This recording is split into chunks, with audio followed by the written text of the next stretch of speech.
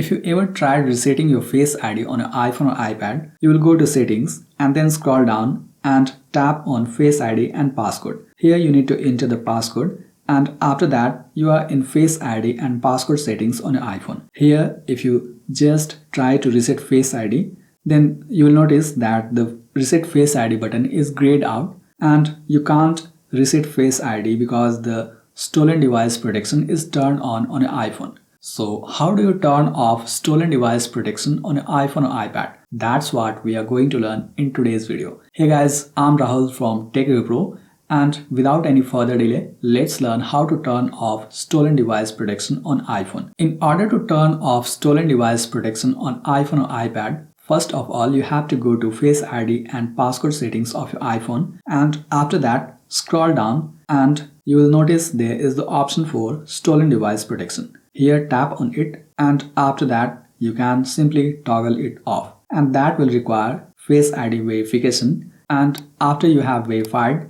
the stolen device protection will be turned off. Now if you go back, here you will get the option for Reset Face ID being activated again, and you can see it is no longer grayed out. So that's how you can turn off stolen device protection on iPhone or iPad and reset Face ID if the Face ID reset button is grayed out. I hope you found this video helpful. And by the way, if you want to learn how to turn off Face ID on iPhone, make sure you tap here to watch this video. Thanks for watching.